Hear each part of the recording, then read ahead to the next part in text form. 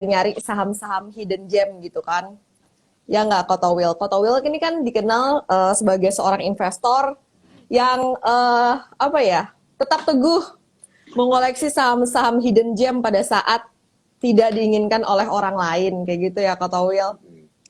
Jadi mungkin yang sering terjadi adalah pada saat sahamnya belum dilirik, oh, Kotowil meskipun bid offernya tipis tuh udah masuk kayak gitu. Tapi begitu udah mulai rame, orang-orang udah ketinggalan baru nanya, masih boleh masuk nggak kok? Katanya Masih gitu boleh sih masuk kalau saya ke ya. Kotowil biasanya. Sering kayak gitu ya Betul, kok? betul. Sering-sering, Ci, sering sekali. Kok boleh diceritain nggak, ini udah berapa lama di market dan ketemu gaya investing yang sekarang ditekuni itu kapan kok? Oke, thank you buat kesempatannya. Mungkin perkenalan, nama saya Thomas William atau tadi Towil. Kalau saya tuh join di market tuh 2008 sih. Jadi kuliah akhir ya. Dulu 2008 kuliah akhir, saya masuk ke market. Dulu sih masih mulainya dari reksadana, nggak ada duit sih dulu. Ya, habis itu Oke. nabung-nabung dari kerja magang gitu. Terus mulai buka sekuritas Indosuria. Dulu tuh buka sekuritas agak tinggi ya biayanya ya, minimal 10 juta. Cuma Indosuria yang mau nampung saya dulu 5 juta sih. Saya ingat banget. Kumpul-kumpul-kumpul, akhirnya bisa bikin akun di e-trading zaman dulu tuh, yang sekarang jadi Mm-mm. Mirae gitu.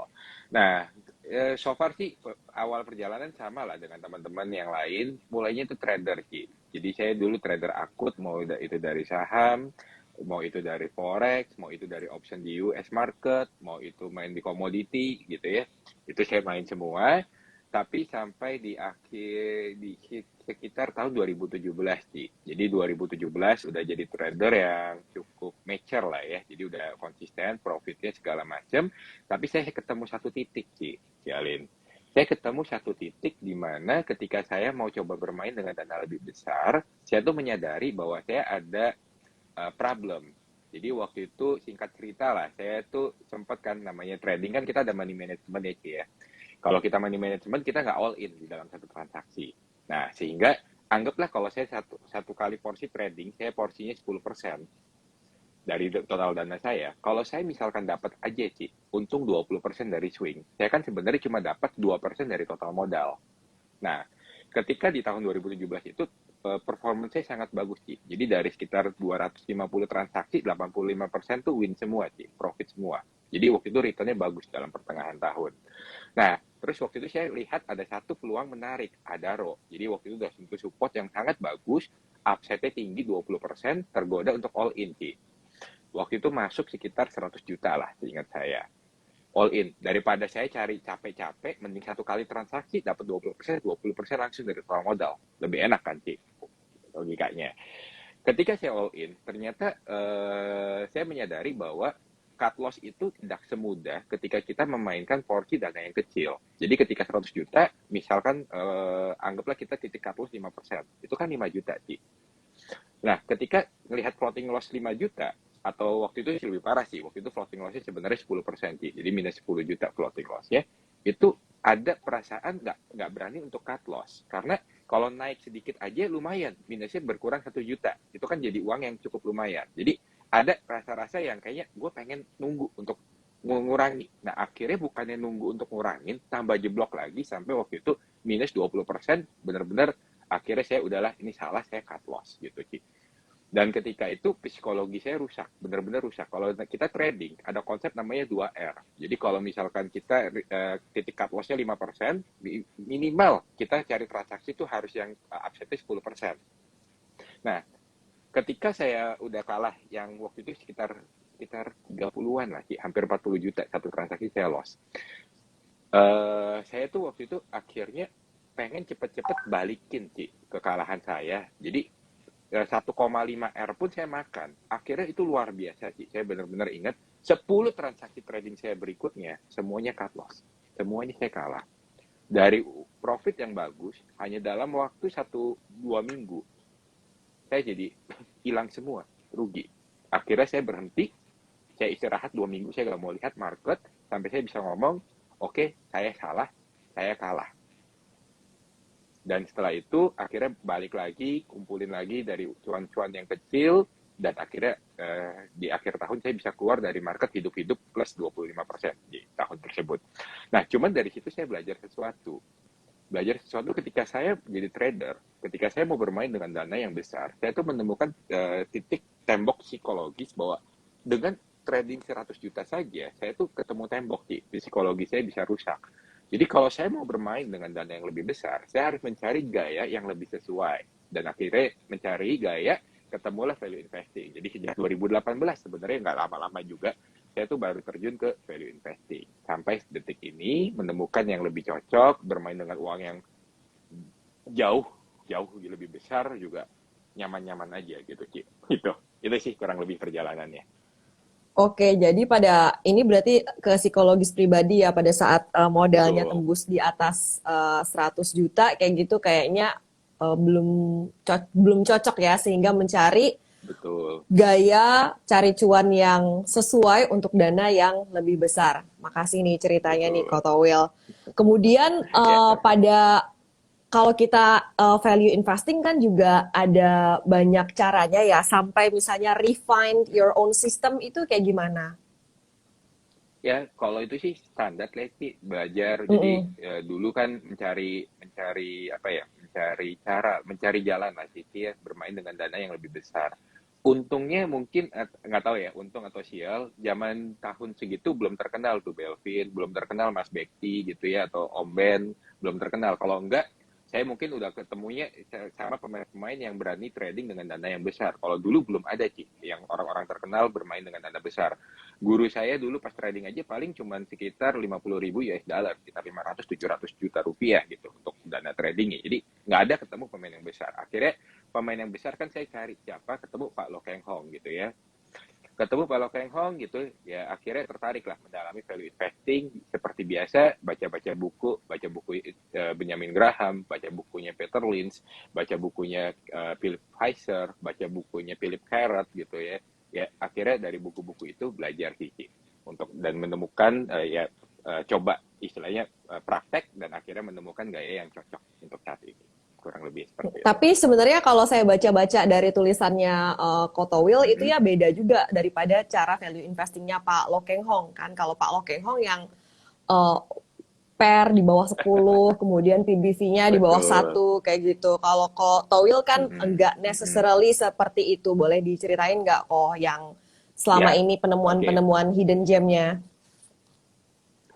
Oke, kalau saya mungkin gaya, kalau Pak Lo itu kan benar-benar sebenarnya gayanya Benjamin Graham zaman dulu Ci ya. Jadi benar-benar sigarbat gitu.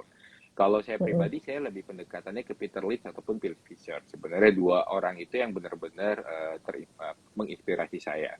Jadi ibaratnya gini Ci, kalau saham itu kita harus paham bahwa setiap saham itu tidak sama. Saham itu punya beberapa klasifikasi. Contoh paling gampang kalau jelasin value investing memang yang tiga bat atau yang asset play saya sebutnya Ci. Contoh asset play misalkan kisah sukses saya di asset play itu dulu di MMLP, pergudangan. Jadi pergudangan itu contohnya dulu saya beli market cap-nya itu 1,2 T seingat saya Ci. Market cap-nya waktu itu 1,2 T, harga Rp180 seingat saya. Dengan market cap 1,2 T, saya bisa dapat aset berupa tanah properti 6 triliun. 6 triliun, hutangnya total hutang 1 triliun. Jadi saya bayar 1,2 triliun, dapat properti 6 triliun, bayar hutang 1 triliun, berarti kan masih sisa 5 triliun sih. Masih ada cash 300 M, 5,3 M. Dan perusahaan itu punya kemampuan ngasilin laba bersih sekitar 100 berapa miliar lah setiap tahun. Jadi menurut saya sangat-sangat murah. Nah, itu yang gayanya Pak Lo Keng Hong sebenarnya, si Garbat Investing, yang benar-benar mencari saham yang salah harga, bahkan dari nilai asetnya pun kalau dilikuidasi murah sekali. Makanya kan kalau Pak Lo suka yang PBV-nya rendah segala macam. Tetapi ada satu problem sih sebenarnya, saham-saham yang si Garbat seperti itu tuh mengalami agak sulit untuk naik. Jadi kalau kita lihat contoh PNLF, kurang murah apa PNLF sebenarnya? Tapi berapa tahun dia akhirnya tidak bergerak sebelum akhirnya di tahun ini karena ada isu bagi dividen jumbo atau apa Bang MUFG mau akuisisi Panin segala macam ya, baru dia ada pergerakan. Tapi sebelumnya berapa tahun harga sahamnya bergerak di situ-situ. Atau BMTR, itu kurang sigar bat apa 0,2 PBV-nya dari sebuah konglomerasi media paling besar di Indonesia. Nah, sebuah saham akan bisa bergerak itu tuh ada 3 faktor Ci sebenarnya. Yang pertama, faktor pertama adalah peningkatan kinerja. Jadi kinerjanya harus ada peningkatan agar market tuh tertarik untuk beli, ya. Yang kedua itu adalah peningkatan inflasioner. Jadi istilahnya kalau contoh, kalau kalau karena inflasi harga jual yang meningkat, otomatis labanya meningkat. Ujung-ujungnya sebenarnya adalah peningkatan harga saham itu harus dibarengi dengan peningkatan laba. Contoh sih, misalkan orang pas lagi saya beli Ades lah, misalkan ya, bukannya pom ini nggak ngajak beli, tapi contoh, ketika saya beli Ades di tahun 2019, misalkan ya, 2020, tapi kalau bentar, ini 2000, ini tahun berapa ya? 2020. Di 2022 tahun sekarang, iya. 2020, ya sekarang 2022 ya. Nah, di tahun 2020, Ci, laba bersihnya Ades itu cuman sekitar 130 miliar. Kalau kita ngomong per 10, itu kan artinya market cap 1,3 T, Ci. Orang bilang itu harga wajar, berarti udah susah untuk naik. Tetapi ketika kita lihat di tahun 2021, laba bersihnya meningkat 2 kali, dari 130 jadi 2,6 T. Nah, berarti sekarang kalau per 10 yang dianggap wajar, berarti per 10-nya berapa? Jadi 2,6 T. Jadi peningkatan valuasi itu akan dibarengi dengan peningkatan kinerja. Nah, buat saya, kalau kita lihat contoh yang di Ades misalkan, itu sangat diapresiasi oleh market. Kenapa? Karena memang labanya pun juga meningkatnya bagus gitu, Ci. Karena sebuah market terus menyenangi sebuah perusahaan yang memang labanya meningkat. Kayak contoh saham-saham call. Ketika tahun 2020 dihinanya kurang sehina apa lagi gitu. 2021 aja Aduh, masih dihina. Gitu kan? Nah, nyesek sekarang tuh kok 2020, inget bisa beli uh, ITMG di bawah 10.000 loh. Diem aja. Bisa beli Adaro sekarang 1.100 loh, diem 2022. aja. Betul. 2022 siapa yang nggak berminat beli call? Justru kan uniknya seperti itu. Ujungnya adalah peningkatan laba. Nah, jadi buat saya tuh menyenangi saham-saham yang memang punya growth story. Yang punya yang punya story, kenapa perusahaan ini masih akan bisa labanya tuh meningkat gitu. Labanya meningkat, tapi dijualnya saat ini dengan valuasi yang make sense, dengan valuasi yang murah ataupun minimal wajar. Kurang lebih sih seperti itu, Ci. Itu. Nah, kalau Oke. cyclical ya memang karena saya paham untuk di beberapa sektor. Contoh deh, kalau maksudnya kan saya punya keuntungan lah ya, Ci, ya, keuntungan as a consultant. Jadi saya sebagai konsultan memang mengerjakan proyek-proyek di berbagai sektor industri. Nah, kalau di perkapalan, saya tuh waktu itu memang di akhir 2020 lagi ngerjain proyek di salah satu emiten perkapalan. Gitu. Nah, waktu itu ceritanya bulan November 2020. Bulan November 2020, anggaplah emiten X gitu ya, saya nggak sebut apa. Emiten X ini cuma punya 15 kapal sih di bulan November. Tiba-tiba, dalam 1 bulan, dia beli 15 kapal baru. Jadi selama perjalanan tuh emiten berapa tahun beroperasi dengan 15 kapal, tiba-tiba jadi 30 kapal. Loh, jadi bertanya dong, kenapa tahu-tahu hanya dalam 1 bulan jumlah kapal kamu meningkat 2 kali? Ya kan? Lalu saya tanya, ngobrol sama direksinya. Oh iya, sekarang nih kapal, ini lagi ada masalah gara-gara Cina belagu. Jadi pas lagi akhir 2020 yang jadi masalah, kenapa supply itu menjadi masalah? Cina tuh karena dulu tuh kita lagi politik dagang. Jadi lucunya gini, kalau misalkan kapal dari Cina kirim kirim ekspor. Jadi kapal dari Cina kirim ke ekspor, dia ada kasih insentif. Pokoknya kamu kalau dari luar negeri, pas lagi balik ke Cina, kamu nggak bawa barang, artinya Cina tidak impor, perusahaan kapal dapat insentif. Di situ mulailah titik supply chain perkapalan itu kacau balau sebenarnya. Nah, akhirnya saya lihat bahwa, wah, ini kacau nih, ini kacau.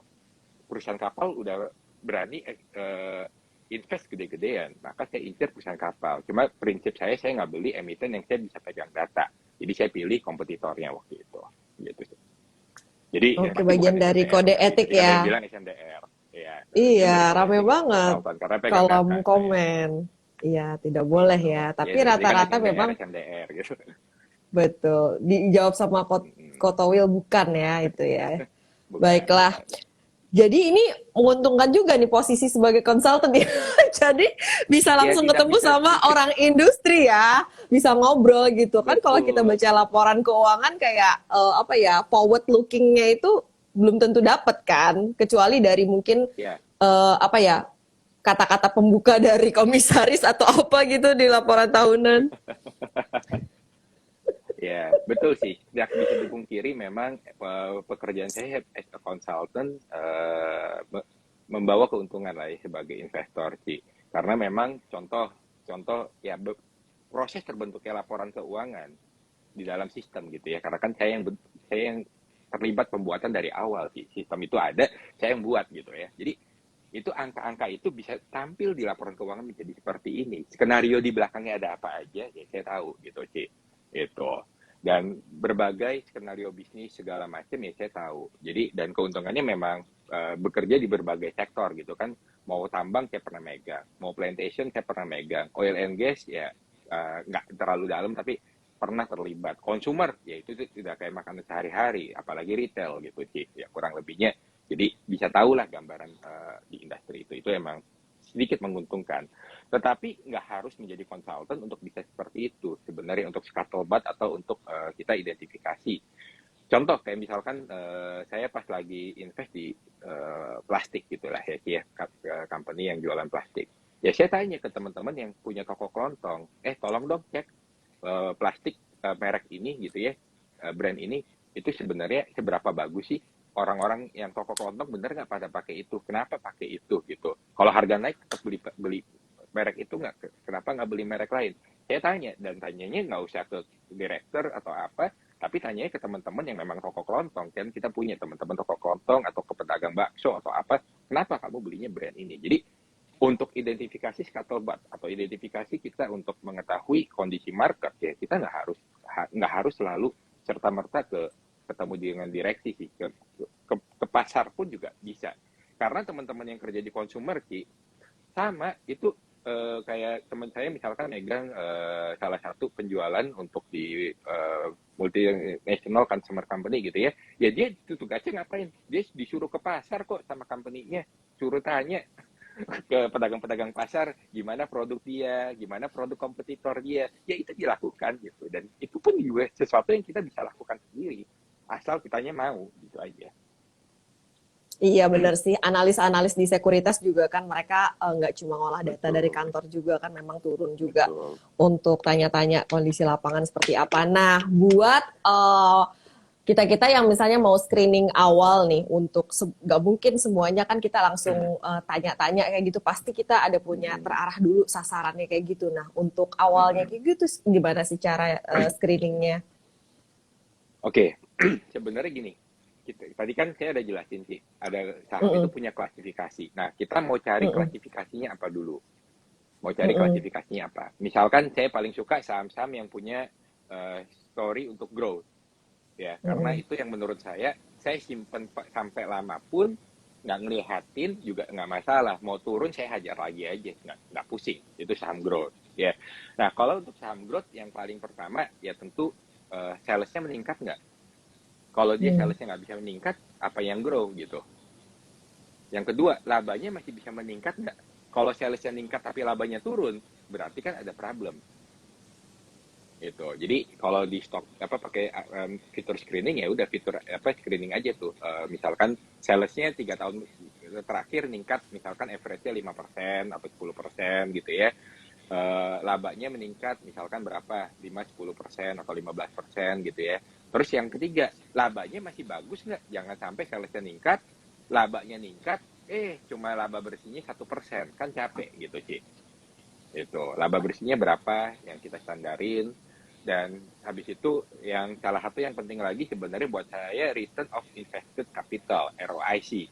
karena ROIC itu gini ceritanya jadi perusahaan tuh punya laba sih nah kalau punya laba ini kan harus bisa difungsikan mau itu dibagikan jadi dividen mau itu buyback atau mau itu untuk ekspansi kalau dia lakukan ekspansi, harusnya laba di saham itu bisa menghasilkan laba lebih besar lagi, digulung labanya. Nah, itu ROIC. Nah, ROIC-nya ini ya kita bisa atur mau berapa, di atas 15% atau berapa, segala macam gitu ya. Dan yang terakhir, ya kita pakai untuk istilahnya, itu untuk dapetin kriteria perusahaan-perusahaan yang punya growth-nya bagus. Cuma punya grow bagus belum tentu harganya wajar. belum tentu harganya menarik. Oke. Nah, untuk harga Kalau menarik, harganya belum wajar, saya apa yang biasanya dilakukan? ya saya nggak beli, tungguin aja gitu. Tunggu sampai Tungguin jatuh. aja kalau nggak, tunggu sampai jatuh karena market selalu ada momen untuk jatuh gitu kan. Mau perusahaan sebagus apapun, ICBP luar perusahaan bagus kemarin jatuh 7.200 gitu kan. Ya semua orang yang ngambil di 7.200 happy gitu. Gitu. Jadi selalu ada peluang lah. Mau itu perusahaan sebagus apapun tetap akan ada peluang untuk jatuh ketika memang market lagi nggak bagus, atau yang kedua harganya memang kurang murah gitu. Jadi market akan adjust sendiri untuk harga harga dari saham itu, Ci. Oke. Pasti akan terjadi. Pasti akan terjadi. Gitu. Sabar-sabarin ya. Gitu. Yang Ini sabar untuk masuk dan sabar juga untuk keluarnya nggak sih kok gimana kok biasanya? Kok Toil kalau apa tuh patokannya oke, okay. untuk entry dan exitnya? Kalau untuk entry sih sebenarnya kalau saya gini, kalau entry itu maksudnya gini, saya harus punya sebuah punya sebuah kepercayaan diri. Kepercayaan diri itu Hmm. timbul karena apa? Timbul karena dua hal, Ci. Yang pertama, saya yakin nggak upside saya besar. Kalau saya cuma dikasih saham, upside-nya 20%, ngapain saya capek-capek? Mending cari aja saham-saham yang tender offer gitu, Ci. Kayak apa link gitu. Itu beli bodoh-bodoh mau beli 1 triliun juga kita bisa dapat kok return 10% setahun gitu. Gitu kan dari tender offer. Atau sekarang lagi ada PTRO, ada Tower, ya tender offer seperti itu. Jadi upside-nya harus besar dulu. Yang kedua, itu adalah seberapa percaya diri saya untuk saya bisa meyakinkan bahwa company ini akan labanya bertumbuh di masa depan dengan bagus. Jadi saya harus paham dulu company ini beneran bagus atau enggak. Kalau misalkan teman-teman ada beberapa yang nanya ke saya, kok saham bank ini bagus nggak? Saya akan jawab jujur, saya nggak tahu untuk bank. Karena saya nggak pernah, as a consultant, pengalaman saya nggak pernah megang bank. Nggak tahu kenapa customer bank nih nggak suka sama saya kayaknya.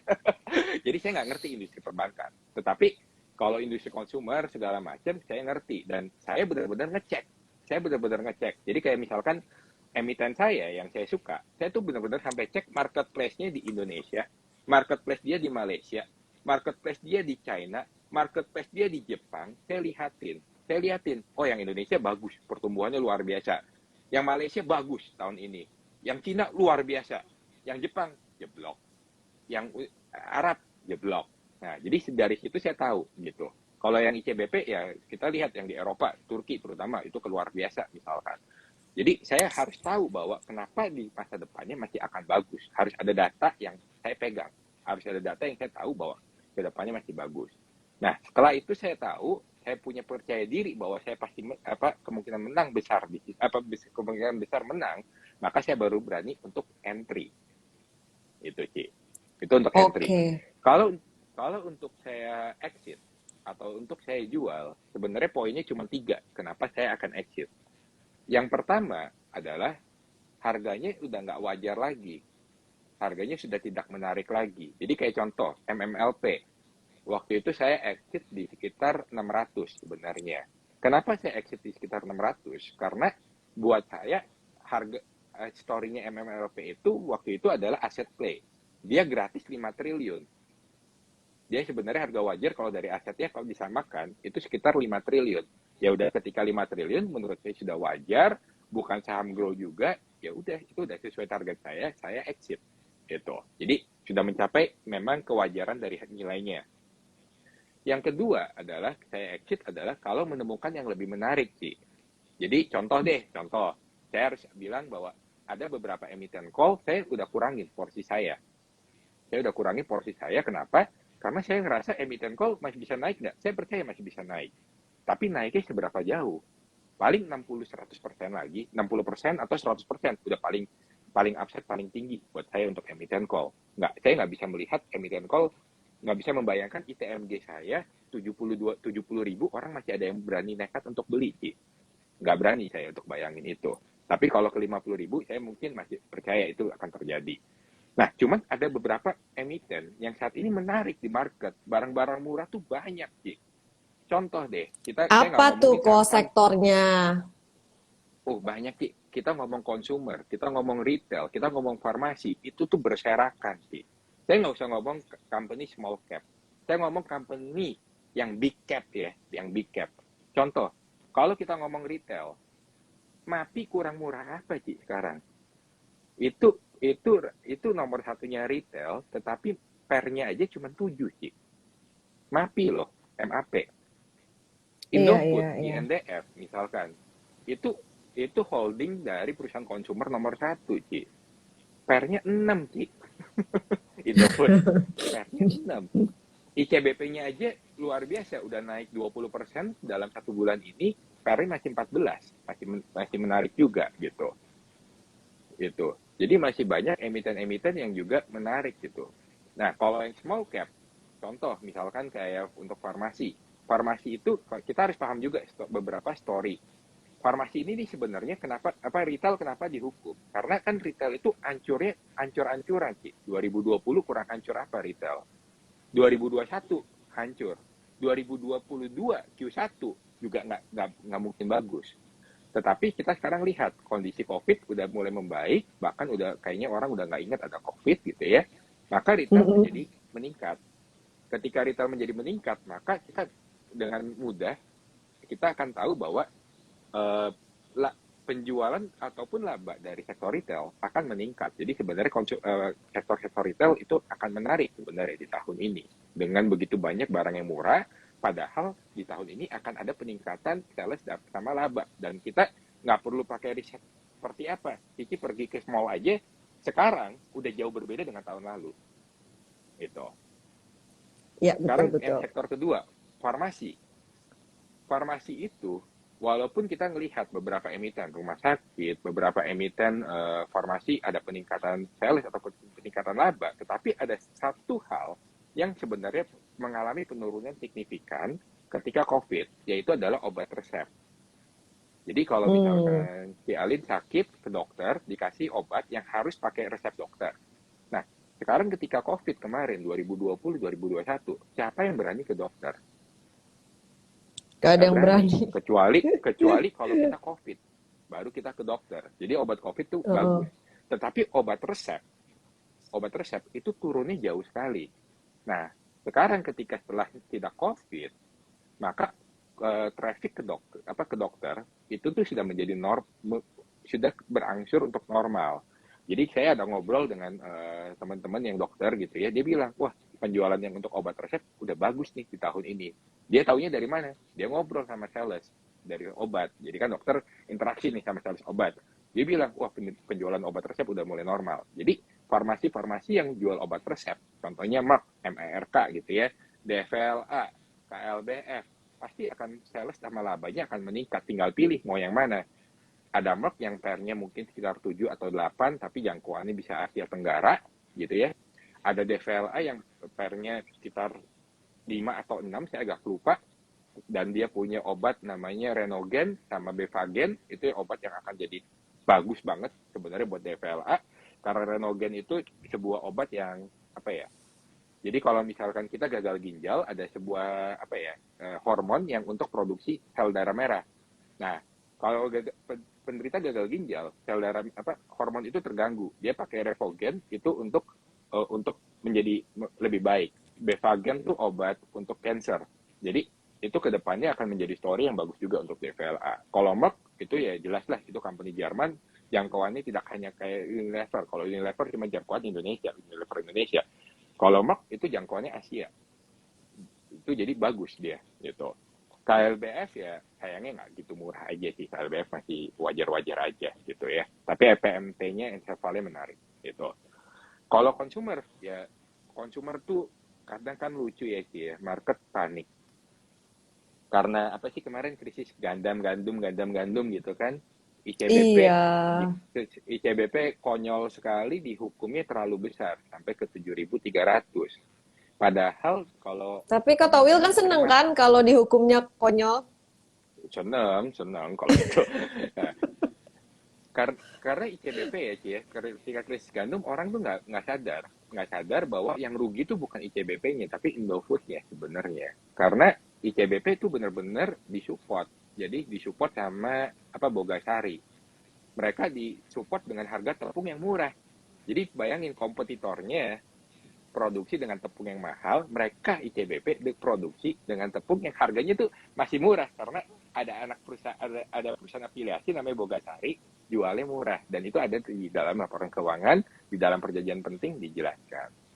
Nah, jadi ya ya istilahnya kalau kita nemuin yang lebih menarik ya nggak ada masalahnya untuk switch sih gitu. Itu yang kedua. Yang ketiga Oke. ya salah analisa gitu aja sih, simple. Jadi value investor pun saya pun juga pernah lakukan salah analisa. Saya pilih emiten yang cuma Cigarbat, yang cuma murah, tetapi saya lihat, waduh ternyata perusahaan ini mainin uangnya.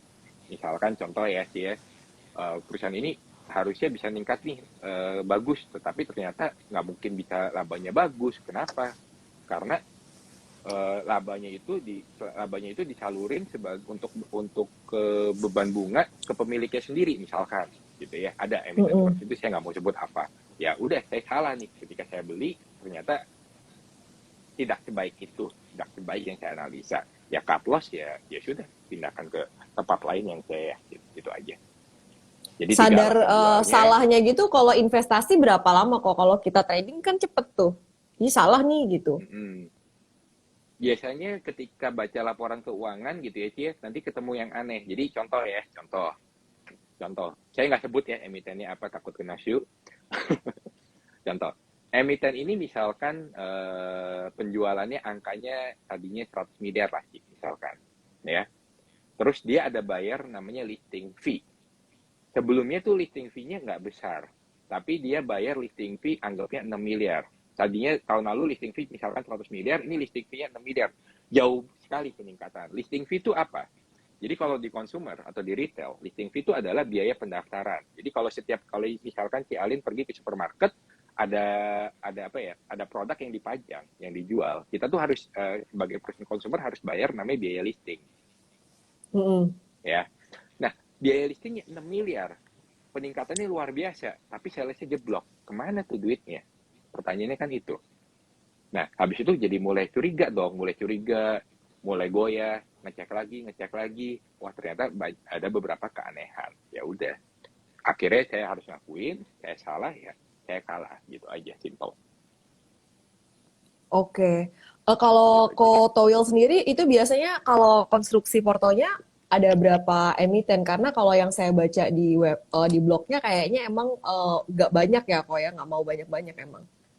Nggak mau. Dulu sih, pas lagi dulu kan sama ya, penyakit dari value investor tuh ketika ketemu barang murah, ambil. Ketemu barang murah, ambil. Ketemu barang murah, ambil. Foto-foto jadi 30 saham gitu kan. Udah kayak sekelas fund reksadana gitu jumlah sahamnya. Nah, akhirnya saya menyadari bahwa terlalu banyak jumlah saham, itu tuh performance-nya jadi nggak menarik sih. Karena yang emiten bagus kita punya porsinya dikit, yang emiten nggak gerak kemana-mana kita juga punya porsinya dikit. Jadi kinerjanya nggak terlalu bagus untuk portofolio kita, returnnya. Nah, ketika sekarang saya tuh membatasi maksimal tuh sebenarnya 10 gitu, maksimal. Tapi saya sebenarnya saat ini kalau emiten cyclical nanti semuanya saya udah out, paling saya batasin cuma 5 gitu aja. Kalau Oke, ada sekarang kan yang nanya, masih menikmati lah ya. mm-mm, menikmati cuan-cuan ya kok ya. Ini ada yang Iya, nanya itu alamat itu sisa-sisa. blognya. Iya, blognya kalian Nah, itu follow ada yang jawab tuh. akunnya Kotowil ya. Terus nanti ada link ya, kalian klik aja investorsaham.id. Mm-mm. Ya, banyak banget Iya, artikel di situ, betul. Investor bagus-bagus. sahabat ide. Iya. Thank you, Ci. Oke, kemudian kita mau bahas nih. Ini kan persoalan kenapa misalnya eh, kita-kita retail yang lucu-lucu ini suka galawers gitu kan, karena tadi mungkin nggak Mm-mm. punya conviction yang tadi. Kemudian kalaupun misalnya udah seadanya tahu nih emiten ini tuh lagi under value banget, belum tentu berani untuk ngumpulin barang atau akumulasi. Kan biasa kan kalau orang lain nggak naksir, kita nggak mau juga move gitu kan. Pas udah terbang Betul. baru kalang kabut. Nah, kalau buat Kota Will Mm-mm. sendiri tuh pengalaman akumulasi gimana? Kadang-kadang kan kayak misalnya nih ada saham CPO, by the way Kota Will naksir nggak? Enggak, enggak, Ci. Enggak. Dari Enggak awal ya. enggak. Dari awal enggak, meskipun sekarang kayak lagi terpuruk banget ya CPO, terus ada isu-isu B35 segala macam, enggak ya, belum ya? Baiklah. Nggak suka Misalnya sih CPO. karena regulasinya kurang pro industri ya. Bukan sih, sebenarnya karena CPO itu barangnya mudah disubstitusi sih sebenarnya. Jadi kan beda dengan call. Kalau call nggak ada, itu pembangkit listrik mati semua sih. Kita nggak ada listrik. Tapi kalau CPO nggak ada, itu masih banyak barang pengganti. Jadi contoh deh, kenapa sih sebenarnya CPO itu dicekal sama Eropa? Apakah karena masalah apa polusi? Kan enggak, bullshit semua sebenarnya. Yang jadi problem kan sebenarnya adalah siapa si Eropa punya minyak sendiri yang dari apa dari Sisem ya, dari apa dari Widen lah atau apalah gitu ya. Dan Mm-mm. terus ada sekarang yang lucu kan apa Malaysia atau apa minyak dari bekatul dari apa kulit padi gitu.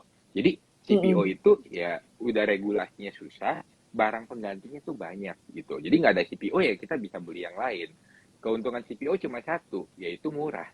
Nah, kalau jadi mahal, jadi nggak untung lagi keuntungannya. Gitu aja sih, Ci. Oh, oke oke oke. Sip sip sip.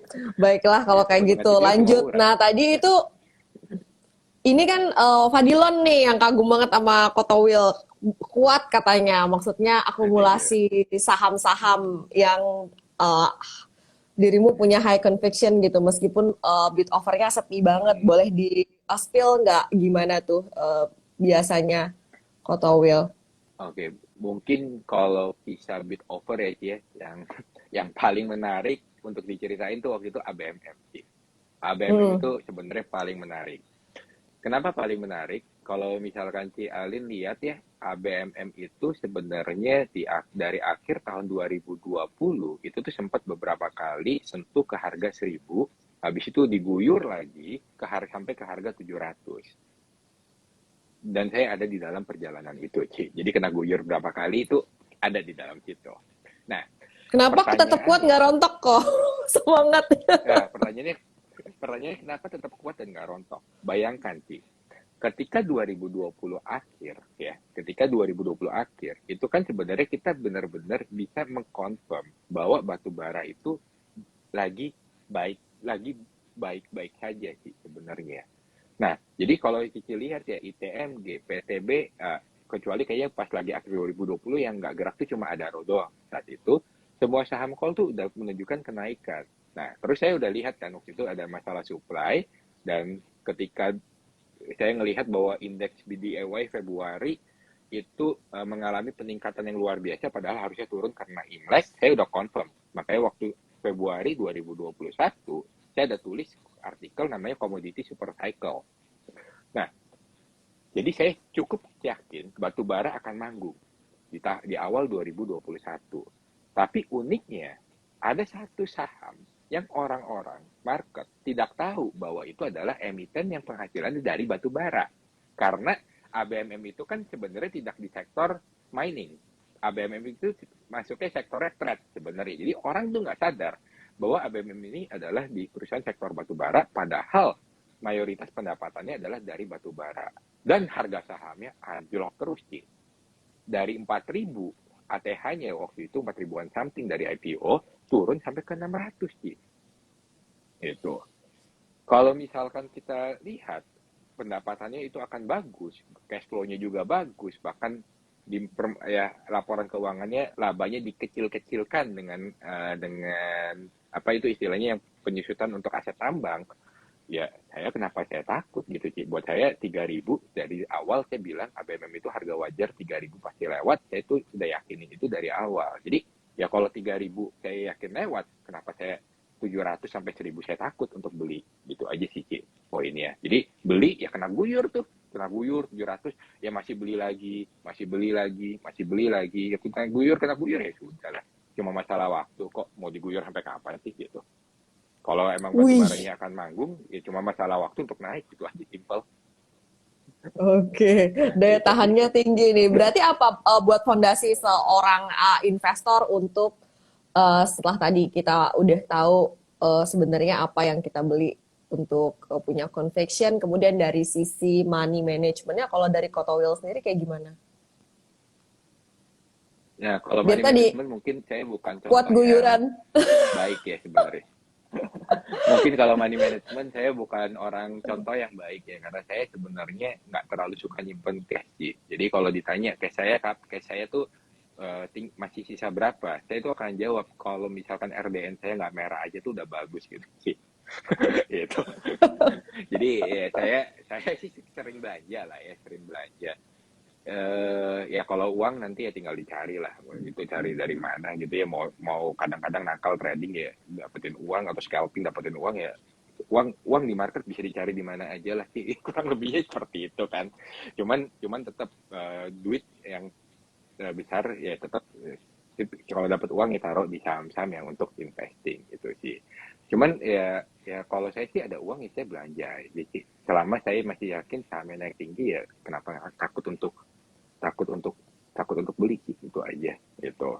Jadi Oke. ya nggak ada salahnya juga punya money management, kayak masuk sekarang 10% dulu, kalau turun masuk lagi digandain ya nggak ada salahnya. Cuman kalau saya nggak pusing sih, turunin aja saham saya beli gitu aja, simple. Widih, ini nih susah punya mentalitas begini ya. Iya, Berarti dry powdernya kan misalnya nih commonnya kan dibilang kayak any situation at least punya 30-40% dry powder. Kalau Kotowil berarti that's not the case ya berarti. habis sih. Habis Iya, ya. kalau habis. Oke gini lah, intinya saya masih punya tabungan untuk biaya hidup, udah itu cukup, yang lain boleh dibelanjain gitu aja. Oh, luar biasa. Dia tuh pada ngomong Mujige ya. Susu. Mujigai. Iya, iya. Lucu banget sih. Oke, kemudian dari cash position berarti juga udah kalau sekarang all stock berarti. Kayaknya sekarang sekarang sih RDN lagi minus sih Ci, sekarang ya. Nanti mikirin lah besok Senin bayar pakai apa gitu. Ya, all stock lah. Santuy banget ya. Oke, oke. All stock. Lucu juga nih Kotowil, seru ya. Nah, jadi semoga malam ini kita semua ada belajar dari Kotowil ya, punya conviction yang tinggi untuk Amin, amin. saham-saham yang dianggap tadi hidden gem kayak gitu. Biasanya lama nggak sih nungguinnya Hmm. sampai kayak market participants yang lain pada sadar ini tuh gems gitu. Ya, nggak tahu ya sih ya. Kan orang ada ya, tentu ada yang lama lah. Contoh saya nggak pungkiri ada yang nggak jalan, nggak ada. Tugu saya nggak jalan tuh sih, malah turun dari 1.400 sekarang berapa? 1.300 ada. Ya santai aja gitu. Ya kalau ada ya beruntung lah ya, cepet ya, dari 1.300 sekarang berapa? 6 6.000 ya, sempat 7.000 gitu kan ya. Itu cukup cepat. ABMM ya nggak lama-lama amat ya, 2021 awal saya beli 700, sekarang berapa? Ya sempat 3.000, turun tuh diguyur sampai 2.000-an. Ya nggak lama-lama juga, cuman nggak bisa janjiin untuk cepat juga sih, karena banyak variabel lah ya, banyak variabel di dalam pergerakan harga. Cuman nggak bisa menutup kemungkinan juga, sebagai contoh, kalau kinerja emiten itu bagus, cuma masalah waktu sampai emiten itu diapresiasi. Cuma masalah waktu yang kita nggak tahu kapan gitu. Gitu. Oke, itu ya. Baik, ini tadi ada pertanyaan dari Dudi Sutamanggala, tips cara Mm-mm. entry. Tadi ada temennya Kotowil yang komen kalau ngomongnya entry berarti ini trader yang nanya. Nggak tahu nih trader apa investor nih. Tapi nggak apa-apa lah, kita belajar sama-sama dari Kotowil ya. Untuk saham-saham yang Mm-mm. belum liquid, dong katanya. Kadang ada saham yang murah tapi likuiditasnya belum memadai tuh kok. Kalau trader tuh kayak gitu kok. Kita-kita tuh kalau belum liquid kita nggak berani masuk. Gimana kok kasih Gini, gini, tipsnya? gini. Saya kasih satu rahasia lah ya. Kan kalau Heeh. trader biasanya ngerti lah running trade gitu ya, ngerti kapan saham kayaknya diguyur segala macam dan lain-lain. Jadi kalau ini sekarang kita ngomong dari istilahnya market maker sih. Market maker itu kan nggak suka namanya kehilangan barang, ya kan. Nah, jadi kalau ada yang lagi akumulasi, kalau teman-teman sadar gitu ya, lagi ada akumulasi, misalkan, habis itu kalau kita beli, kenapa sahamnya turun? Gitu kan, diguyur. Ya oke, ada yang jagain. Sekarang tinggal masalah ngotot-ngototan aja, Ci. Kalau kita takut, kita diguyur, dia akan guyur terus sampai ditungguin kita keluar. Nah, tapi kalau kitanya nggak takut, kita ngambilin terus, dia yang takut. Barang dia dimakan habis ya sama kita. Gitu aja, simpel. Kalau Kota Will ya berhasil ngambilin barang dia sampai Heeh. habis. Kalau retail lucu-lucu. Nggak juga, Ci. Saya tuh nggak pemain besar loh, Ci. Saya tuh nggak pemain Masa besar. Teman-teman, sih? kalau kalau Ci Arin kenal orang sekuritas kan bisa ngecek foto saya gitu. Berapa? Nggak besar gitu kan. Punya orang perbankan, teman di bank kan ngecek aja BI checking saya. Pasti, wah ternyata pemain kecil gitu aja. Gitu. Cuman, ya maksudnya orang yang ketika saya lihat saham ini menarik, saya cukup yakin orang lain juga akan melihat itu menarik dan semuanya akan ngincar gitu aja sih. Dan cuma masalah waktu, ya yang guyur juga takut juga gitu. Kalau orang-orang pada sadar bahwa barang dia tuh segitu bagusnya dan orang-orang sadar bahwa barang dia begitu bagus gitu. Oke. Ada pertanyaan dari Benz ini di kolom Q&A. Apa sekarang saatnya belanja di market saham? Gimana pandangan pasar saham untuk tahun ini? Kalau saya sih orang tadi RDN saya jadi lagi minus berarti ya. Jadi saatnya belanja ya. Begitu banyak barang bagus. Bahkan kita nggak usah ngomong yang small cap, Ci, yang big cap kayak MAPI per 7, Ci. MAPI loh ini, market leader. Era per 6, Indofood per 6, gitu kan. ICBP per 14. Bahkan perusahaan-perusahaan yang besar-besar aja itu dijual di market dengan harga semurah itu gitu, Ci. Takut apa kita? Ekonomi, orang pada ngomong keras. Ekonomi kita tuh baik-baik aja sih. Hutang Indonesia aja tuh bukan yang meningkat. Hutang Indonesia tuh lagi turun. Neraca dagang kita itu nggak pernah negatif udah berapa 25 bulan atau 26 bulan. Sebegitu Iya, bagusnya ekonomi kita. Itu. Tapi kalau kita ngikutin market US, ya itu hancur. Emang ekonomi US lagi nggak bagus gitu. Tapi kan ini Indonesia sebenarnya, bukan US. Kenapa kita harus ngikutin market US? Simpelnya sih gitu aja. oke. Jadi meskipun US most likely bakal resesi, Indonesia belum tentu ya, Kota Will.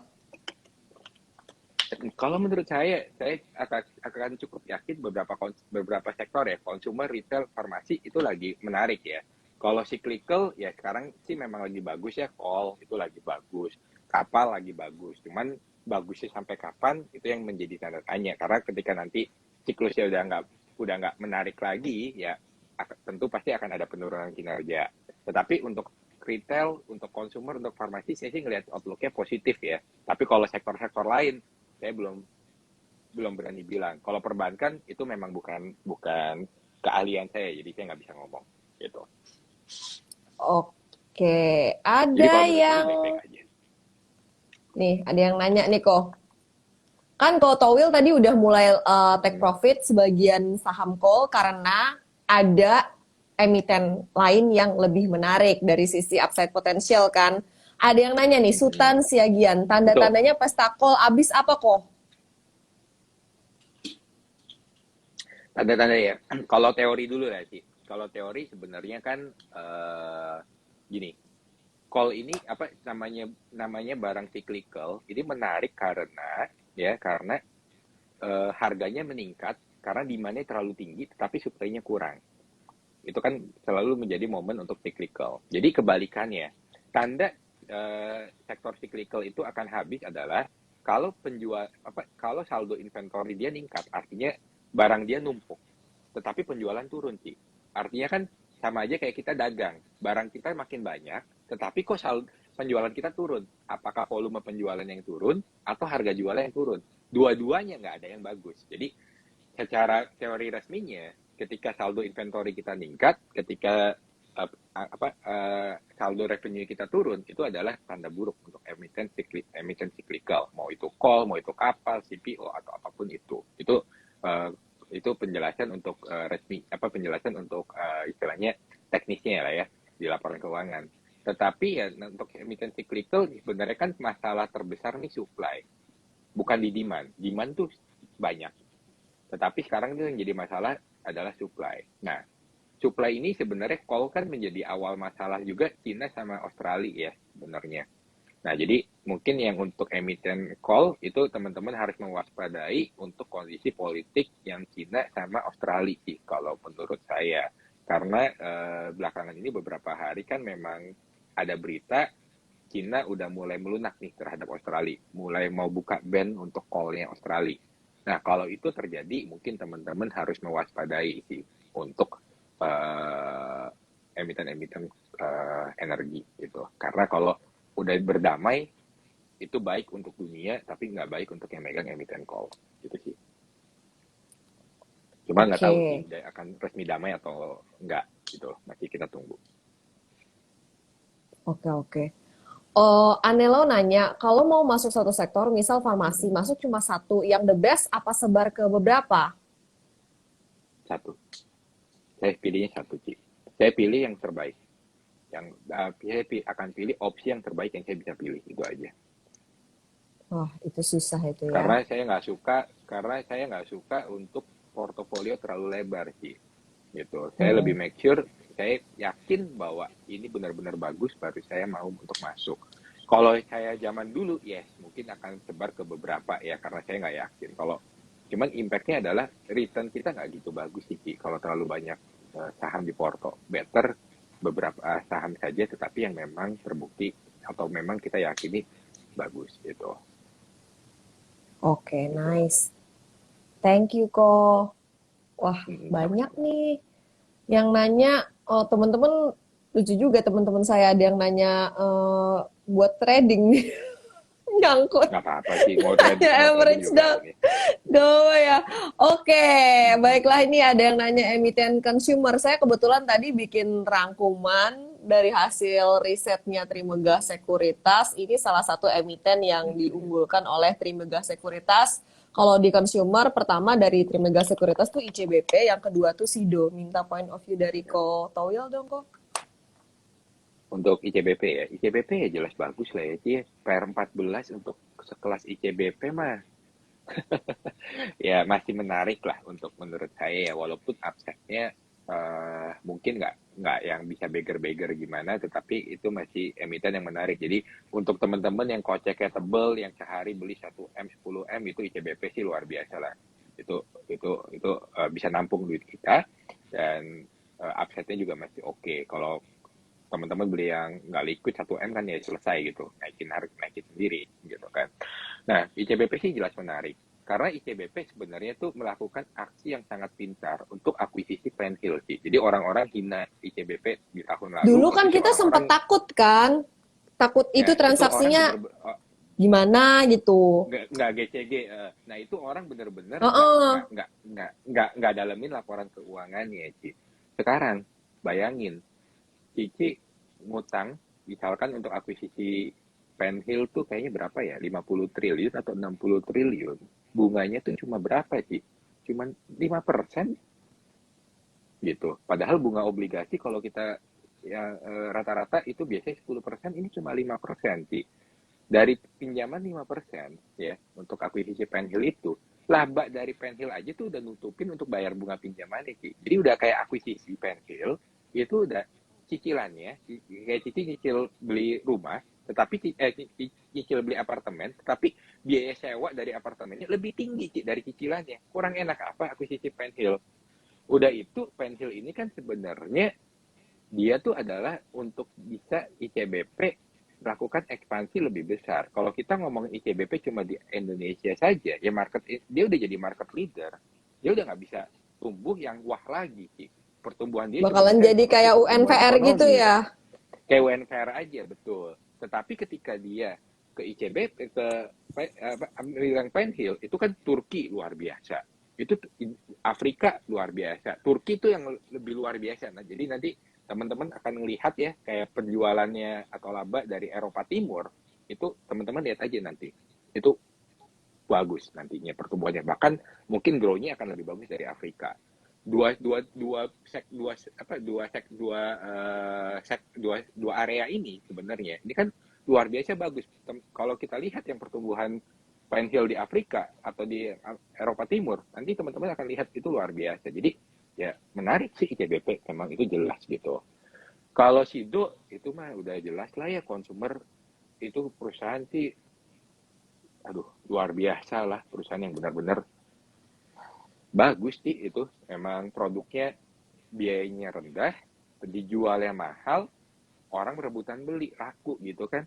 Saya minum walaupun bukan investor hidup pun juga kalau minum yang tolak angin juga, oh ini cuma mau tolak angin emang paling cocok gitu. Memang company-nya bagus, cuman ya harganya fair price aja. Dibilang murah enggak, dibilang mahal juga enggak. Wajar gitu. Tapi Cido sih jelas Oke. bagus, bagus sekali gitu. Oke, tapi kalau misalnya mau Menurut saya ekspektasinya orang yang suka cuannya aman lo sih Cido. iya Nah, betul kalau yang betul. cuan luber ya mungkin cari yang small cap yang market tuh belum lihat gitu. Karena kunci kalau kita mau dapat multi bagger gampang sih, beli perusahaan yang nggak populer. Mm-mm. Ketika populer kita udah bagger gitu. Wah, sedep. habis itu orang lain yang bikin populer, kita ya nikmatin aja gitu aja kan. Iya, jadi kita tuh investor sama trader harus kolaborasi ya, jangan sampai terpecah-pecah Nah, banget juga ya kan. Yang haka-hakain sampai all time high siapa? Trader itu ya kan? betul trader. Iya, betul. Makanya contoh sih, contoh nih ya, contoh. Saya buka satu. Waktu itu saya kan ada nulis ya tentang IGAR kalau saya nggak salah. Itu kan naiknya cukup cepat. Nah, sebenarnya ini juga biar teman-teman memahami juga skema dari mekanisme market ya, terutama teman-teman trader. Trader itu tuh nggak suka dengan saham. Kalau yang saya pelajari nih dari berteman dengan beberapa trader yang pro, beberapa trader yang memang jago gitu ya. Trader itu tuh sebenarnya tidak suka saham yang downtrend, habis itu rebound gini nih biasa aja sih. Karena karena ya istilahnya cuman naiknya paling berapa sih 5%, nggak seru. Tapi trader yang jago itu tuh suka saham yang breakout technical, sebetulnya apa technical breakout. Jadi kalau misalkan resisten nih, dia break dan dikonfirm, habis itu naiknya akan kencang. Nah, IGAR kemarin contohnya, dia tuh ketika tembus 500 ya, ketika tembus 500 itu kan sebenarnya dia tembus technical breakout sebenarnya sih. Makanya trader pada masuk tuh. Jadi pas lagi ada satu hari, IGAR tuh biasanya transaksi cuma 200, 400 juta, ada satu hari dia tembus 500, peng, toto jadi transaksi 2M, 4M gitu. Jadi ya Mm-mm. ya sebenarnya trader sama investor ya bisa kolaborasi lah kurang lebihnya seperti itu. Cuman Iya ya betul. ya tinggal tinggal ya ya tapi ya kan emang horizonnya kalau trader Beda. 25%, 10% lepas segala macam Mm-mm. Tadi ada yang bilang yang gitu. nyangkut Tapi siapa? Yang nyangkut yang nggak disiplin ya. ya yang nyangkut yang Kalau nggak yang pro disiplin mah udah betul. tahu gimana what to do. Uh, Yang masih lugu-lugu Kalau biasanya nyangkut. scalper mah jago, ada wah ini tanda-tanda guyur udah lepas gitu kan. Mereka dari running trade kan nggak ada yang lihat chart gitu. Kalau chart juga paling chart menit lewat MA5 mereka ambil, turun MA5 mereka jual gitu kan. Konsepnya gitu aja. Bener. Tinggal kuat mental nggak? Kalau saya nggak kuat, Iya. nggak bisa jadi backti saya. Nggak bisa, nggak cocok. Kota Will pertanyaannya banyak banget. Kadang-kadang saya lebih 1 jam masih nggak keputus sih. Nggak apa-apa ya? Boleh nggak kok? Nggak apa-apa, santai, santai, santai. Ini banyak banget yang nanyain ya. Properti view-nya Kota Will gimana sih kalau soal properti ini? Hmm, Oke, properti itu ada tiga. Properti itu kalau menurut saya terbagi jadi tiga sih. Ada properti yang istilahnya landed house. Nah, kalau Mm-mm. landed house ini kan, jadi misalkan istilahnya rumah tapak lah. Jadi Ci Alin mau beli rumah segala macam. Rumah tapak biasanya itu dibeli untuk ditinggali. Nah, jadi kalau kita mau beli rumah, biasanya memang kaitannya dengan suku bunga. Nah, kalau suku bunga naik, artinya kan biaya untuk cicilan tambah naik ya. Dan untuk kita bisa lolos kredit juga tambah sulit. Nah, saya melihat landed house ini masih belum masuk ke momentumnya, apalagi kita pasti harus naikin suku bunga. Bulan ini menurut saya kita harus naikin suku bunga, kalau enggak rupiah tambah keteteran. Jadi untuk landed house saya bilang belum. High building, high building itu contoh kayak apartemen sih. Apartemen atau mungkin commercial building juga high building gitu ya. Nah, itu tergantung dari yield biasanya. Jadi dia tidak terpengaruh suku bunga karena yang beli high building biasanya tuh bukan membeli berdasarkan untuk ditinggali, tetapi untuk investasi. Jadi beli disewakan. Nah, poin dari mereka adalah kalau saya beli, saya mau sewa, berapa return sewa saya? Poinnya itu. Jadi yield dari sewanya. Nah, sayangnya kalau saat ini saya belum melihat perbaikan untuk harga sewa properti itu sudah membaik, bahkan masih suram lah sebenarnya, karena kondisi pandemi sekarang juga orang masih banyak yang work from home ya, walaupun nanti mungkin banyak juga yang udah work from office, tapi saya belum melihat perbaikan untuk harga sewa. Jadi high building sih big no untuk saya saat ini. Ya, yang Oke. ketiga sebenarnya adalah eh, lahan industri. Nah, lahan industri yang menurut saya mungkin masih ada harapan sih. Karena kalau lahan industri, kita nggak peduli suku bunga, sebenarnya ya. Kita nggak peduli yield. Tetapi lahan industri ini dibeli oleh perusahaan untuk memang ekspansi bisnisnya atau kebutuhan bisnis. Poinnya itu. Jadi kalau bisnisnya lagi bagus, maka dia akan butuh lahan industri yang semakin bagus. Nah, sekarang lahan industri itu paling besar tuh dipakai untuk apa sebenarnya kebutuhannya? Kebutuhan lahan industri paling besar itu dipakai untuk e-commerce sebenarnya. Jadi untuk pergudangan, untuk perusahaan logistik yang berkaitan dengan e-commerce. Nah, ini sih masih ada sedikit harapan menurut saya untuk lahan industri karena e-commerce kita memang tumbuhnya kencang terlepas dari kinerja harga saham emitennya ya, tetapi memang harus diakui pertumbuhan e-commerce itu bagus dan kebutuhan lahan industri itu memang masih besar. Jadi menurut saya emiten yang ada harapan mungkin cuma lahan industri aja sih saat ini. Itu. Tapi kalau misalkan rumah tapak segala macam, buat saya sorry to say, saya belum bisa lihat ke situ. Itu. Masih belum ya. Kok tadi kalau yang sempat kita bahas terkait dengan conviction ya, kemudian growth story, sales meningkat, laba meningkat, return of invested capital. Ini tapi Sutrisman nanya parameter untuk screening saham yang paling penting urutannya apa aja kok Wills? Semuanya, maksudnya tergantung sih. Maksudnya saya lagi pengen cari apa. Kalau saya pakai cari growth story, ya maka masukkan parameter itu gitu, Ci. Gitu. Mm-mm. Tinggal nanti diatur aja untuk saya bisa dapatkan yang emiten yang saya incar. Tetapi kalau misalkan aset play, ya gampangnya kalau aset play ya, Ci, ya. Saya suka perusahaan cashnya besar, ya perusahaan Mm-mm. cashnya besar dibandingkan dengan market cap gitu misalkan. Jadi ya tinggal bikin aja. Misalkan cash sebesar berapa? 0,7% dari market cap. Artinya cashnya 70% dari market cap. Yaitu mungkin kita akan bisa mendapatkan emiten-emiten yang aset play gitu sih. Kayak contoh misalkan Alin screening Harum gitu ya. Screening Harum di tahun 2020. Saat itu market cap-nya 1T. Uang cashnya kayaknya di atas 1T sih. Jadi kalau Cici beli Harum di 2020, gratis tuh Harum sih.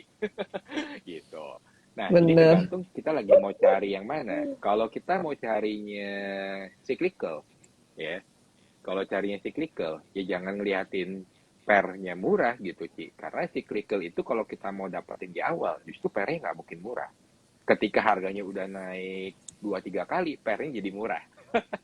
Kayak Cyclicalnya ITMG gitu. sekarang ya kok. Iya, ITMG dulu malah pernya lebih gede ITMG dulu gitu. per 15, sekarang malah pernya berapa? 5 gitu kan.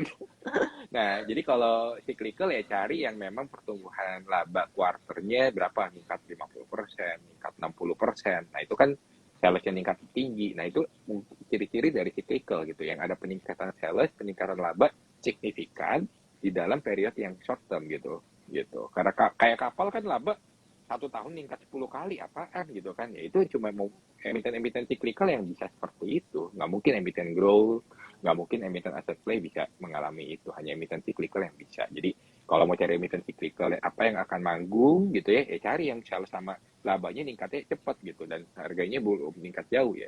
Itu kan ciri-cirinya. Jadi tergantung kita mau carinya emiten yang klasifikasinya yang mana, kurang lebihnya seperti itu.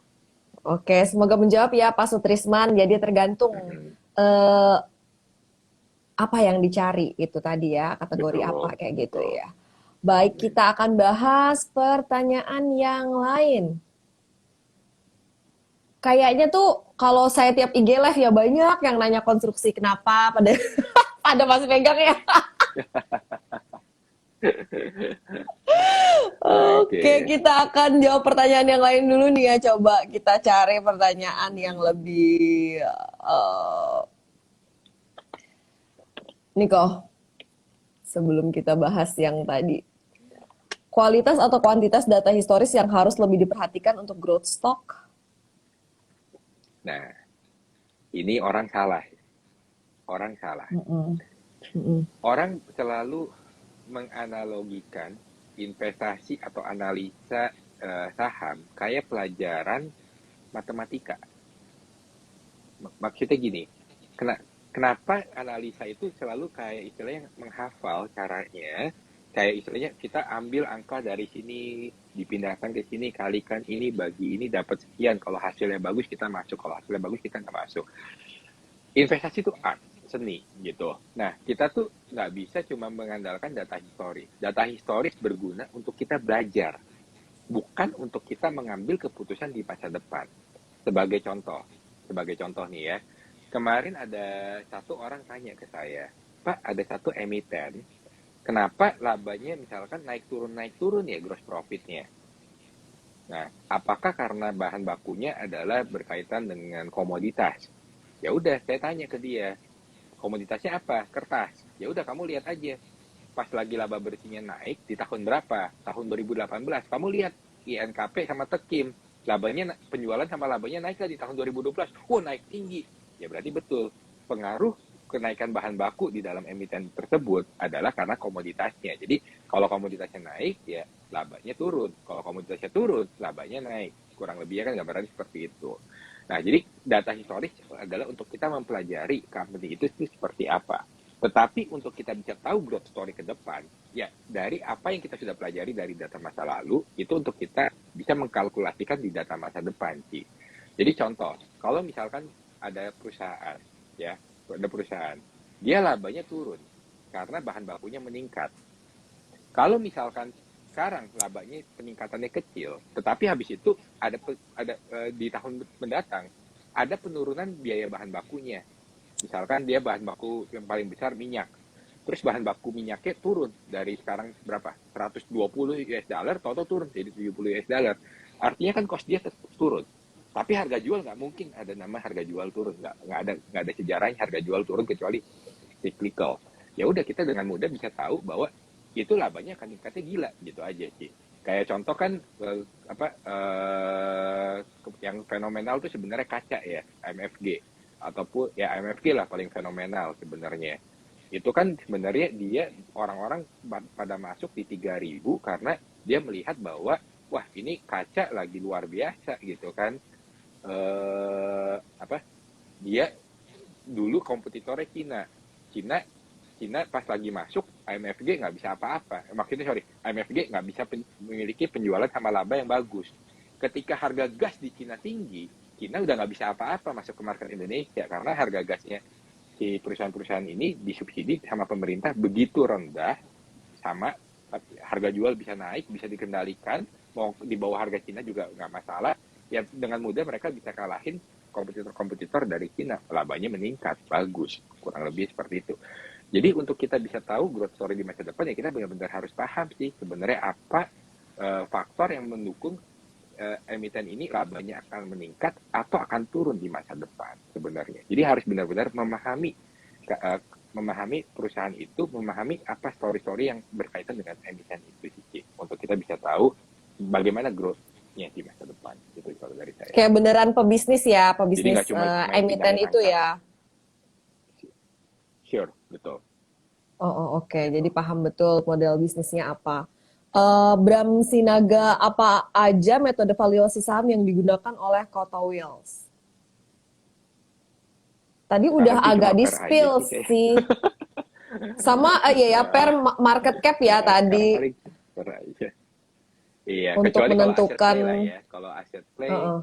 Kalau aset play ya benar-benar memang harga wajar dari asetnya berapa. Tapi kalau selain itu paling cuma dari per aja. Sekarang saya udah males ngitung yang ribet-ribet. Paling per berapa ya wajarnya. Karena saya tipikalnya gini sih. Orang tuh banyak salah kaprah terkait dengan valuasi. Orang Mm-mm. selalu beranggapan valuasi itu semacam kayak ini harga wajar dari emiten ini. Kalau udah sampai dengan harga sekian, maka jual. Salah sebenarnya. Valuasi itu tuh sebenarnya adalah metode untuk kita bisa make sure kita masuk jangan kemahalan. Poinnya cuma itu. Jadi kalau kita mau ngomong hitung valuasi, sebenarnya ya udah hitung aja dengan hitungan paling pesimis sih. Jadi pokoknya semua variabel kita bikin paling pesimis, habis itu kita kalkulasikan, misalkan dengan hitungan paling pesimis, labanya dengan hitungan pesimis, pernya juga dengan hitungan pesimis, gitu ya. Kita dapatkan angkanya, ternyata masih jauh dari harga sekarang. Margin of safety-nya masih tinggi, ya udah masuk. Simple gitu aja Mm-mm. sih saya. Oke. Kok mungkin udah ada yang kenal Kotowil udah lama juga, udah tahu saham-saham Kotowil apa. Baru nanya begini di kesempatan begini, apa sih saran Kotowil? Apa sebenarnya ini masih bisa mereka untuk masuk atau sebaiknya jangan? Karena lebih baik cari yang Hmm. lain kayak gitu. Boleh dikasih advice nggak kok? Hmm. Nih Ini yang ada di maksudnya muncul menyangkut sekarang. satu saham tertentu atau apa? Iya, ini yang saya munculin sekarang. Kalau disuruh pilih ADES atau PBID, lebih pilih mana kok? Ini kan Nggak mikir saham-saham dua yang kali ada. Kotowil. Oke, emang udah Kotowil Nggak pegang mikir dua kan? kali ada. Nggak Oke, mikir dua kali ada sebenarnya kalau untuk itu. Karena kalau oke. Ades saya cukup yakin laba di tahun ini nggak cuma 300 M. Karena dia sebenarnya penjualan ekspor bagus, penjualan untuk di salon sudah membaik, penjualan e-commerce gila-gilaan, penjualan untuk di Horeca juga udah lebih baik. Horeca tuh hotel, restoran, kafe udah lebih baik. Kapasitas produksi akan meningkat di tahun ini, ya, dengan pabrik baru yang di Gunung Putri, Bogor sana. Jadi saya cukup yakin laba tahun ini 350-400 M bisa tercapai. Dan kalau itu tercapai, kita ngomongin per 10 aja masih, atau per 15 ya, itu masih luar biasa. Kalau PBID laba nggak akan bisa meningkat terlalu tinggi di tahun ini, paling cuma 10%, karena dia bahan bakunya kan sebenarnya biji plastik, dan biji plastik itu sebenarnya dipengaruhi dari harga minyak ya Ci, ya gitu. Kurs. Dan harga minyak masih tinggi gitu. Jadi PBID walaupun saya cukup yakin labanya sama penjualan bisa tumbuh karena itu perusahaan memang luar biasa bagus, tetapi dia nggak akan bisa tumbuh yang wah di tahun ini. Tapi kalau Ades masih saya cukup yakin bisa tumbuh yang 30% di tahun ini masih bisa tercapai kalau saya ngelihat ya gitu. Oke. Ini ada dua pertanyaan sejenis ya dari Kristo hehehe nanya kalau sektor konstruksi gimana ya dengan adanya EKN kira-kira kapan akan manggungnya ya. Kemudian pertanyaan sejenis dari Petrus Parulian sektor supporting multi-bagger. Waduh, multi-bagger lagi nih. Di era project IKN menurut Kota Wills yang bisa dicicil apa? Berbau-bau IKN, berbau-bau konstruksi. Gimana sih point of view dari Kota Wills sendiri soal Oke. IKN dan konstruksi nih? Kalau IKN ya tentu kan menjadi daya tarik ya, karena namanya bangun ibu kota baru dari lahan hutan menjadi sebuah kota yang ini, ya tentu ada sebuah investasi besar yang harus dibangun gitu ya. Ya tentu emiten yang bisa dilirik ya emiten yang memang akan kedapatan project lah di sana sih.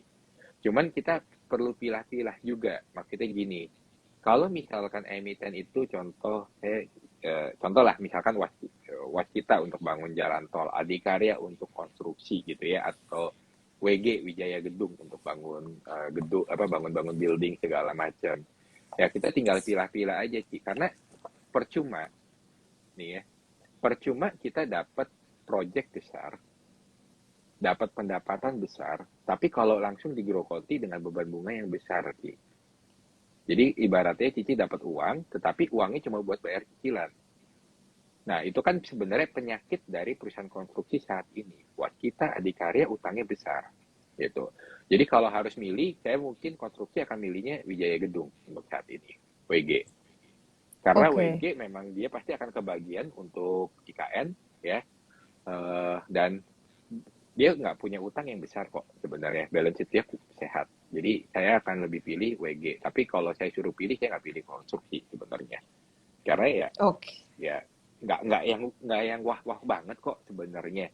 Tetapi yes, WG saat ini valuasi under value, dan di topang story untuk yang IKN dia harusnya kebagian juga. Ya dibanding WSKT, dibanding Adi, saya akan lebih pilih WG kalau untuk IKN. Kalau untuk lahan sebenarnya kan ada 3 emiten yang punya lahan gede di dekat IKN ya. CTRA, Ciputra, itu kan lahannya cukup besar di dekat IKN, BSDE, itu juga lahannya cukup besar, sama yang ketiga tuh yang agak unik. justru malah perusahaan tambang lahannya bisa besar. KKGI ya, itu lahannya juga cukup besar di dekat IKN. Nah, kalau itu mungkin saya pilih yang paling besar sih CTRA ya, kalau untuk itu. Cuman kembali lagi, kalau saya sih belum conviction sih di properti, mau itu properti yang punya tanah di IKN ataupun di konstruksi kayak WG yang akan kebagian project, ya ya oke, ada upset tapi ya biasa aja gitu. Jadi Oke, kayaknya kalau harus milih WG gitu. mm-mm. Makasih kok Towil, masih banyak banget pertanyaannya termasuk saham-saham segala macam. Tapi kasihan kok Towil ya, udah haus nih, Nggak udah apa-apa, nggak apa-apa. minum. Oh nggak apa-apa nih. Ada yang nanya Nggak tadi, apa-apa. nanya di kolom question terus sampai nanya di kolom komen, berarti pengen banget dijawab nih. Hmm, Baiklah kita apa jawab. nih? Karena memang saham retail ini udah lama terpuruk dia, tapi masih belum reversal nih kok. Kalau ini Apa nih? coba kita, tapi ini sebenarnya Aces kok. Es. Oh. Mm-mm. Oke, es itu menarik sih. Es sih saya harus Mm-mm. akui menarik. Karena es ini Mm-mm. nih sebenarnya retail bukan apa ya? Perusahaan retail cita rasa trading. Gitu. Jadi kan kalau biasanya behavior ya, contoh kalau teman-teman misalkan lihat Era Jaya, Mm-mm. Era itu NPM atau net profit margin itu kecil, cuman paling 1 sampai 3% lah kalau puncaknya. Karena memang dia perusahaan retail, jadi perusahaan retail ya marginnya nggak bisa besar karena produknya bukan punya dia beli dan dijual. Tapi putaran uangnya cepat, makanya walaupun NPM-nya kecil, tetapi kalau kalau kita ngelihat laba cepat. Jadi labanya kecil tetapi putarannya cepat. Nah, es ini nih menarik sebenarnya, berita yang memang luar biasa bagus, menariknya karena kalau kita teman-teman pergi ke es, dulu tuh produk-produknya kebanyakan bukan Crispo, tapi produk-produk apa Hurom ya, Hurom atau produk-produk brand-brand yang lain. Tapi kalau teman-teman sekarang ke es itu hampir semuanya, mungkin 60% produknya Crispo. Nah, Crispo itu kan sebenarnya produk yang memang istilahnya brandnya dia sendiri. Makanya kenapa si S Hardware itu bisa punya NPM yang cukup besar, bisa sampai 10%. 10% itu besar loh untuk retail. 10% itu besar. Ya, dan dia punya bargain power kepada manufacturer di China. Jadi kan Crispo itu buatan Cina.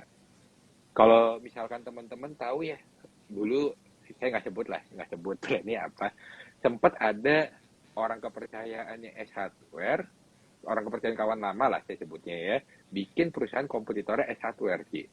Itu kan masih Mm-mm. konyol. Jadi dia merasa kayak udah tahu, oh ambilnya dari pabrik ini segala macam jual dan lain-lain. S Hardware tinggal ngomong, oke lu produksi untuk dia, gue nggak mau ngambil lagi barang dari lu. Selesai sih, company itu tutup. Jadi S Hardware punya mod itu. Oke. Ya pokoknya saya spoil aja itu saingannya waktu itu buka store di Taman Anggrek lah. Saya nggak sebut brandnya apa, nggak enak gitu ya. Nah, jadi S Hardware tuh punya dua power. Yang pertama adalah brand Crispo-nya itu yang marginnya besar. Jadi kalau Cici ke sana produknya kebanyakan Crispo gitu kan. Orang-orang Mm-mm. pada nyangka Crispo buatan luar negeri padahal kan itu merek sendiri. Yang kedua, memang dia punya mod untuk dia bisa kendaliin si prinsipal karena dia ngambil volumenya luar biasa besar. Jadi, oke, kamu buat untuk saingan saya nggak mau lagi bikin di kamu. Dia bisa lakukan itu. Nah, jadi S Hardware ya kalau turun memang menarik. Cuman saat ini sebenarnya saya mungkin berharap S Hardware masih bisa turun lagi. Sebenarnya mohon maaf ya untuk teman-teman yang ada di S. Karena kalau nggak turun lagi, saya mungkin lebih pilih untuk emiten-emiten lain yang asetnya lebih menarik untuk saya. Tetapi tidak dipungkiri kalau S dikasih turun, itu sih menarik untuk saya. S itu bagus gitu. Gitu. Oke, turun dulu ya kalau gitu ya.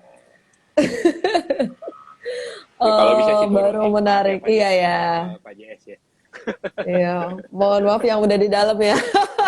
Ya, Oke, ya ini memang tadi sebenarnya saya belum udah ada posisi. kita singgung sedikit. Iya, Pak JS ada ya. Anelau nanya lagi nih, acuan per wajar itu lihat dari mana ya? Perbandingan tahun-tahun sebelumnya atau ke saham sejenis? Acuan per wajar ya. Sebenarnya gini sih, per wajar itu harus agak hati-hati sebenarnya. Karena kalau saya jawab acuan pada perusahaan sejenis ketika kapan? Ketika Hmm. kapan? Hmm, ya. Nah, jadi gini, kita harus menyadari dulu, perusahaan itu wajar dibayar mahal kalau satu, Ci, memberikan kepastian. Kalau misalkan kasih kepastiannya tinggi, maka wajar dong dibayar mahal. Kalau dia pasti bisa growth-nya bagus, kalau dia pasti bisa kasih dividennya bagus dan konsisten naik terus, wajar nggak dibayar mahal? Wajar. Tapi kalau perusahaan itu laba naik, laba turun, kadang untung, kadang rugi, wajar nggak dibayar mahal? Nggak wajar, gitu. Jadi kita harus tahu dulu seberapa emiten itu memberikan kepastian untuk kita memberikan pair yang wajar sebenarnya. Nah, teman-teman juga perlu sadar apa definisi dari pair, ya.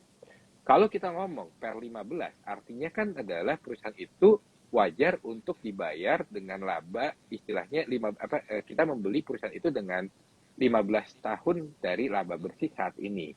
Artinya kita membeli dengan ekspektasi return setahun itu adalah 100% dibagi 15, which is artinya berapa? 6,5%. Nah, sekarang kita lihat obligasi itu berapa. Kalau obligasinya misalkan 3%, itu ada perusahaan kasih 6, istilahnya return 6%, ya oke. Tapi kalau toto kayak misalkan di tahun sebelum kita krisis COVID kemarin, obligasi berapa? 10%. Maka ekspektasi market itu berharapnya bisa 20%, which is pair-nya misalkan pair 5 segala macam, kecuali ya company-company yang punya growth-nya tinggi. Jadi untuk kita melihat kewajaran pair itu nilainya berapa, ada dua faktor. Yang pertama, perusahaan itu bisa memberikan kepastian atau tidak. Yang kedua, seberapa besar return yang bisa diberikan dari investment yang resikonya rendah seperti deposito, obligasi. Karena semakin tinggi return dari deposito obligasi, maka semakin tidak menarik. Kecuali emiten-emiten yang labanya bisa naik 30%, 50%. Nah, itu mau dibayar per mahal juga masih oke gitu. Makanya kenapa saya suka company-company yang grow-nya tinggi. Yang kedua, itu kita juga bisa lihat konsensus sebenarnya. Jadi kayak misalkan contoh kalau kita ngomong call itu nggak akan ada kecuali ya ada beberapa emiten yang emang nggak liquid banget. Saat ini mungkin nggak ada orang yang mau menghargai call itu maksimal kayaknya per 8. Itu sih konsensus dari analis-analis. Call itu kayaknya maksimal per 8 udah. Jadi kalau orang-orang berharap call nanti dari laba ini kali per 20, kan ini labanya luar biasa. Nggak akan kejadian menurut saya. Itu per 20 kalau harganya udah turun. Ketika labanya turun, jadi pair-nya malah naik. Kalau kita ngomongin perusahaan tower itu kan kita tinggal lihat aja dari contohnya. Kalau tower sih bukan pakai pair ya, tower itu pakainya EV to EBITDA, itu sih udah kayak konsensus resmi lah untuk ya udah kayak konsensus dari para analis. Itu biasanya EV to EBITDA saat ini pasaran di kisaran 20. Makanya kenapa TOWR kemarin tuh agak konyol juga ya. TOWR ketika harga 1.000 itu kan sebenarnya EV to EBITDA 11 ya. Itu orang-orang pada nggak mau beli. Ketika harga 800 orang-orang pada takut pada jual. Ketika harga 1.200 tender offer, orang-orang pada nanya. Gitu.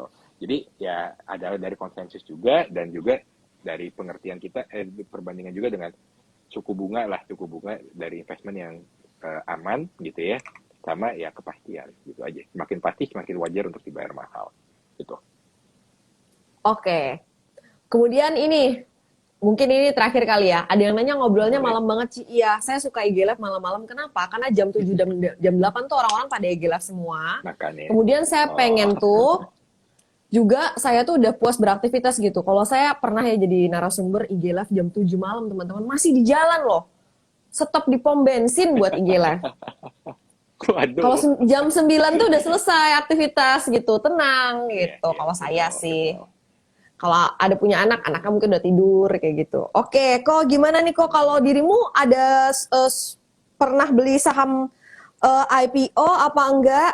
Ini sekarang ada yang nanya Moratel nih. Kalau saham IPO itu soalnya antara nominal sama harga IPO-nya tuh udah pasti harga listingnya tuh tinggi. Jadi dia andai kata ARB berjilid-jilid pun masih cuan itu yang listing. Tapi ini kata saya Oke, soto ya. Gimana kok Towil? ya, Silakan nih yang nanya saya Moratel open soalnya. dulu lah ya. Iya. saya open. Kalau ditanya pernah beli IPO atau enggak, pernah sih, Ci. Tapi bukan untuk dana serius, lebih ke arah apa ya? Sometimes tuh kita jadi investor kan pengennya Boring. saham bener terus gitu ya, Ci. Boring gitu. Kadang kan butuh yang senang-senang juga lah, butuh yang adrenalin, nggak bisa dipungkiri lah ya, Ci. Tapi saya juga kalau beli saham-saham yang IPO, saya make sure dulu. Tapi make sure saya sih sebenarnya nggak terlalu ngelihat dari harganya berapa segala macam sih, karena biasanya tidak menarik gitu ya. Tapi saya lebih mencari informasi ini fun-fun pada ngincer atau enggak. Jadi biasanya ngobrol lah dengan kayak Ci Alin kan juga pasti punya banyak teman-teman yang berkecimpung di market ya. Jadi ngobrol-ngobrol, oh, saham ini lagi banyak nih yang ngincer segala macam. Jadi waktu itu saya masuk Wirge saya masuk, tapi Wirge bisa dapat berapa sih, Ci? Itu mau beli berapa juga dapatnya cuman berapa Dikit gitu banget. kan, Mm-mm. dikit banget gitu kan. Nah sekarang kalau Mm-mm. kita ngomong Moratel tuh saya belum terlalu ngumpulin informasi, tetapi Moratel menurut saya menarik sih untuk IPO, saya harus akui, karena Moratel ini dijual IPO tapi dijualnya murah sih. Jadi kan biasanya Hmm. IPO dijualnya tinggi, Moratel dijualnya Mm-mm. murah. Seingat saya Moratel itu dihargain EV to EBITDA-nya itu sekitar cuma 8 kali. Nah, padahal Jadi biasanya rata-rata dia 20 ya tadi di industri ya. betul, betul. Jadi dia dijual dengan harga yang dalam tanda kutip lah under value sebenarnya Moratel. Jadi ya itu menarik, cuman ya nggak mungkin dapat barang banyak ya karena menarik itu aja. Itu Karena yang menarik males itu aja ya. sebenarnya. Iya, gitu. Jadi ya udah. Nanti hari pertama arah, hari kedua arah ya kita nggak bisa beli, paling dapat barang berapa? 2%, paling banyak 10%. Iya. Kalau kita belinya di bawah 10 juta, ya cuma segitu aja. Gitu. Ketika kita mau beli ya udah resikonya tinggi karena mungkin udah harganya meningkat beberapa kali. Tetapi kalau ditanya Moratel menarik, menurut saya menarik. Gitu. Oke, menjawab pertanyaan. Wah, makasih banyak, Koto Will, baik banget. Sama-sama. Baik banget. Mohon maaf ya teman-teman, pertanyaannya saya lihat di kolom question masih banyak banget. Tapi nanti kalau kita jawab semuanya, bablas ini jam 11 malam ya. Ini aja udah uh, over 30 menit ya. Semoga apa point of view Koto Will tadi memberikan gambaran buat kita insight-nya kayak gimana, cara menilai suatu sektor kayak gimana, cara menilai suatu saham bagaimana, sehingga mungkin ada beberapa yang bisa teman-teman aplikasikan sendiri kayak gitu ya, nanti bisa menjawab sendiri pertanyaan-pertanyaan teman-teman. Oke, terima kasih banyak Kotowil, thank you, banyak berkat, sehat selalu, sekeluarga. Makasih untuk Thank you, Ci. rekan-rekan Bandar Kotowil juga yang malam ini bergabung. Waduh, bandar apa nih? Nggak ada sih. Ada tuh tadi katanya. Baik. Oke, Iya Kak Thomas baik banget ya. Iya makasih ya teman-teman semuanya ya.